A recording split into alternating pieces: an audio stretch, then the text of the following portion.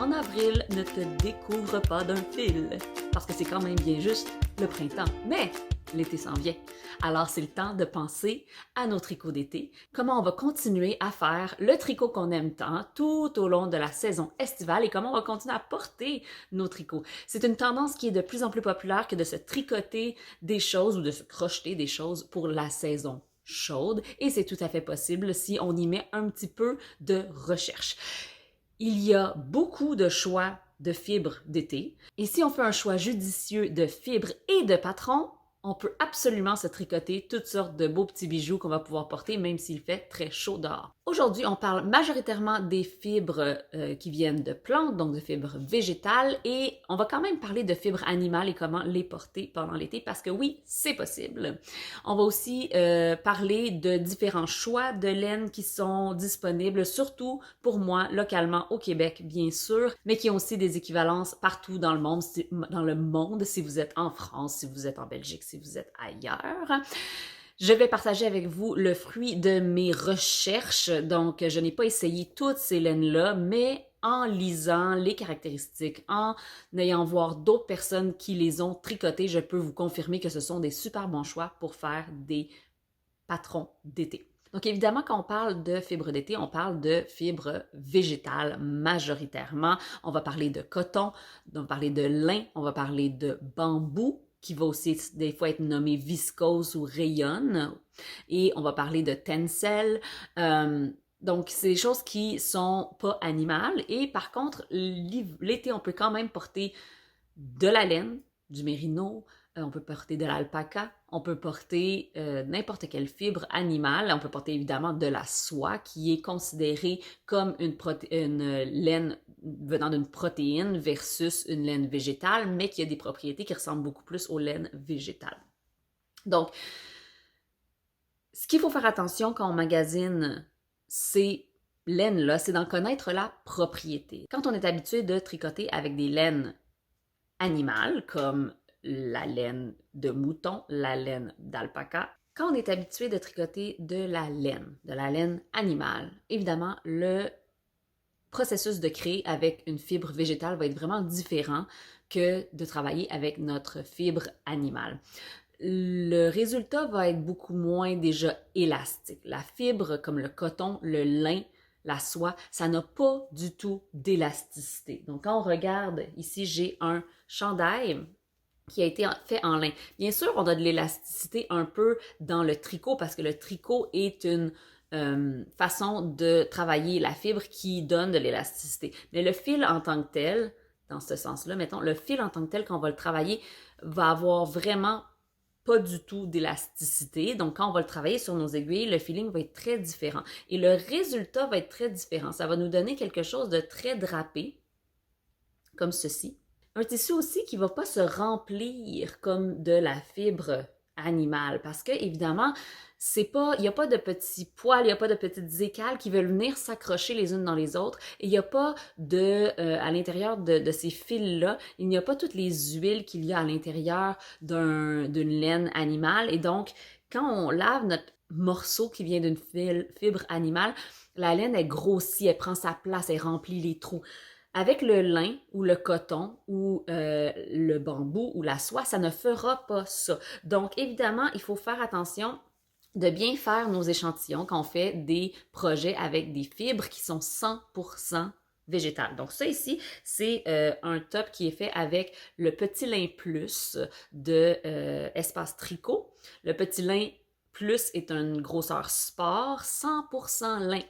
Et ils ont aussi le petit lin, qui est leur version dentelle du même fil. C'est une fibre, par contre, le lin, qui va vraiment s'adoucir avec l'usage. Donc, le plus on va le laver, le plus on va le porter, le plus il va devenir mou, agréable. Quand on le reçoit ou quand on va le chercher en magasin, ça peut vraiment nous surprendre parce que c'est très rude. C'est pas rude au toucher, mais c'est rigide en fait. C'est rigide lorsqu'on le tricote et là on se dit « Oh, ça va faire un morceau très rigide ». Mais comme vous pouvez le voir, mon morceau n'est pas du tout rigide parce qu'une fois qu'il est lavé, il vient vraiment prendre sa place. C'est comme les pantalons de lin, les chemises de lin. Le plus elles sont utilisées, elles prennent une douceur et un drapé complètement merveilleux. Donc, le lin, c'est une fibre vraiment extraordinaire pour faire des tops, des t-shirts d'été. Il faut vraiment avoir quelque chose, par contre, qui va avoir du drapé et non du stretch. On ne veut pas faire des choses qui soient, qui reposent sur les côtes pour créer une forme. Hein? On veut quelque chose vraiment qui puisse avoir du flow. Ensuite, quand on parle de laine qui 100% quelque chose, mettons, on a ici aussi, mettons, du 100% coton. Ça, c'est un coton mercerisé.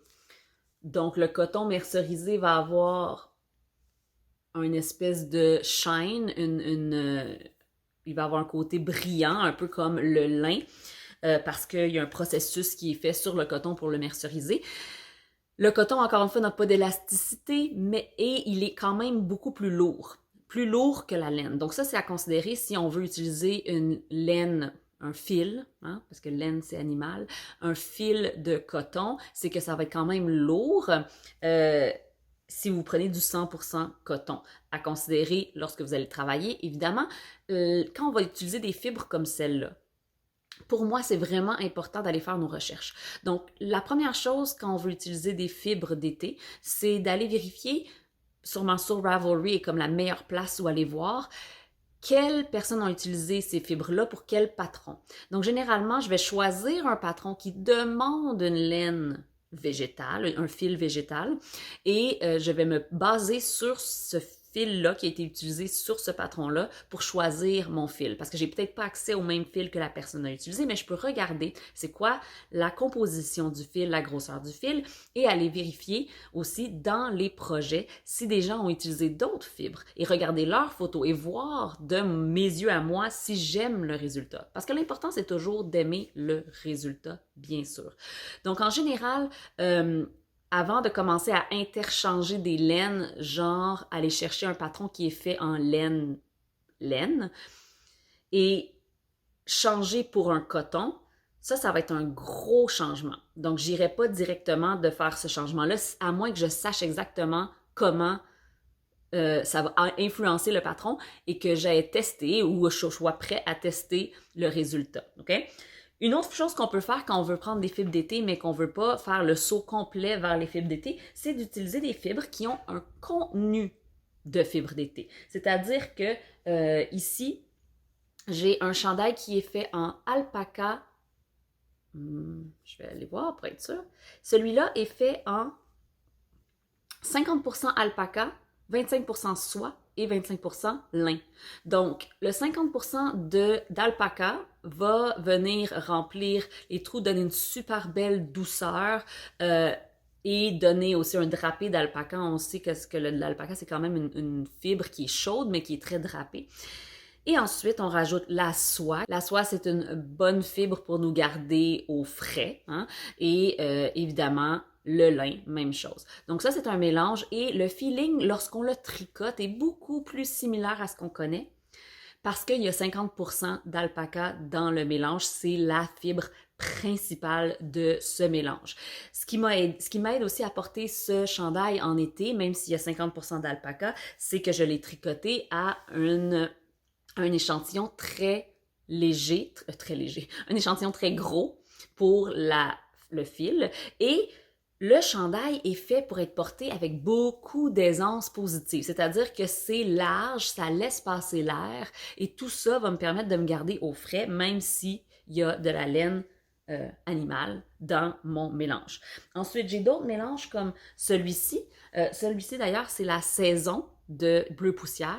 Bleu Poussière fait de la saison qui est fingering et la saison DK, donc d'une plus grosse saison qui est le même mélange mais version DK. Allez voir ça, c'est vraiment, vraiment une belle laine. Ensuite, même chose chez Bleu Poussière, on a celle-là que j'ai montrée dans le dernier vidéo qui est 50% mérino et 50% soie. Donc, encore une fois, on a la soie qui vient garder la sensation de fraîcheur. Pour moi, quand je mets cette fibre sur mon corps, je sens le frais de la soie. Et évidemment, il y a le lustré de la soie, il y a le drapé de la soie qui me donne un super beau motif, mais parce que j'ai aussi du mérino, j'ai quand même une fibre qui va remplir l'espace et qui va me donner ce stretch qu'une fibre 100% soie n'aurait pas. Donc, c'est vraiment intéressant comme mélange, 50-50. Et dans ce cas-là, il n'y en a pas un des deux qui a plus un effet sur la laine que l'autre, ce qui fait que c'est une laine qui peut être très bien portée en été, mais pour quelqu'un qui a tendance à avoir très chaud, même l'hiver, pourrait utiliser cette laine-là pour l'hiver pour se garder un peu de chaleur, mais pas trop. Ici. Ensuite, j'ai des fibres comme ça qui sont 50% laine et 50% coton. Donc, encore une fois, on vient chercher le côté frais du coton et on vient garder les propriétés de stretch de la laine et de mémoire de la laine.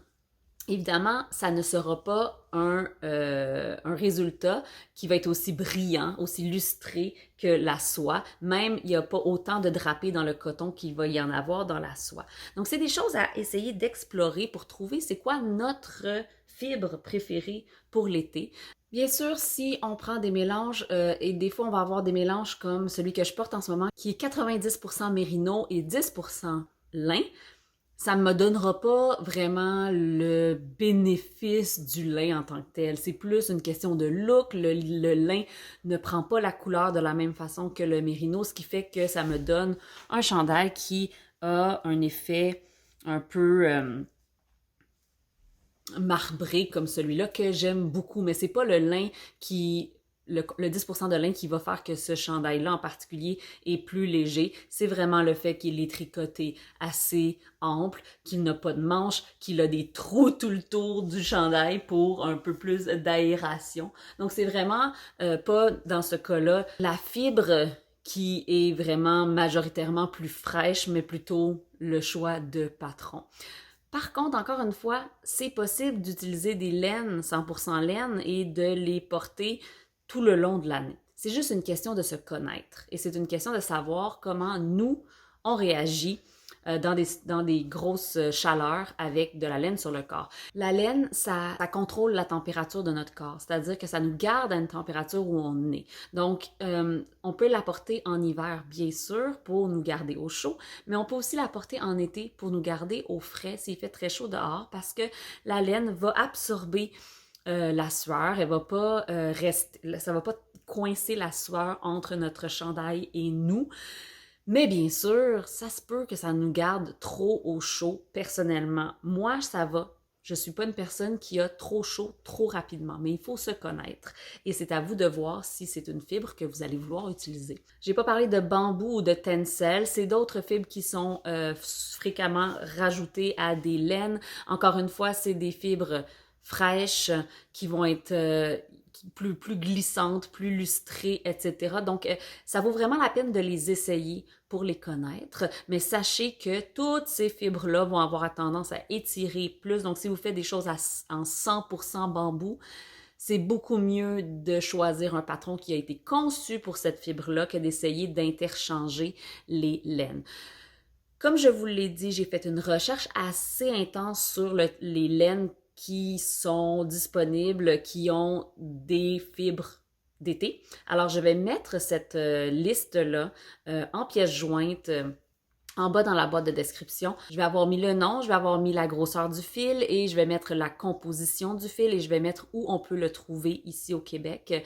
Il y a des choses qui sont vraiment des laines très comment dire, commerciale, comme la Knit Picks Lindy Chain. On peut la trouver en ligne seulement. Il y a de la Berroco Light Remix, mais il y a aussi des laines qui sont teintes à la main, comme la Emilia et Philomène Simone, qui est une laine avec de la laine bio et lin. Il y a de la, comme j'ai dit, bleu poussière. Il y a de la Akara Yarn qui fait un Silk Linen Fingering, donc un fingering avec de la soie et du lin. Donc, ça vaut vraiment la peine d'aller chercher ces choses-là en faisant nos petites recherches sur Ravelry, sur les réseaux sociaux et voir qu'est-ce que les gens utilisent pour leurs trucs faits à la main pour l'été. Je vous recommande d'ailleurs, si vous parlez l'anglais ou si vous voulez aller vous inspirer en fibres estivales, Espace Tricot vient de sortir leur dernier podcast et toute la deuxième partie du vidéo, ils parlent beaucoup des fibres estivales qu'elles ont en boutique en ce moment. Et il y en a des vraiment belles, du 100% soie, du coton, toutes sortes de belles fibres que je n'ai pas encore essayées mais que j'ai envie de me gâter à aller essayer, que j'ai envie d'agrandir mon horizon pour les fibres estivales. C'est certain que j'ai envie d'essayer les Knitting for Olive, j'ai envie d'essayer la Juniper Moon Zoe, j'ai envie d'essayer la Illimani Sabri. J'en ai plein et je n'ai pas 14 mains pour tout tricoter, mais je vais quand même essayer d'en utiliser le plus possible. Dites-moi s'il y a des fibres en particulier qui vous inspirent ou qui vous intriguent et on se revoit très bientôt. Bon tricot!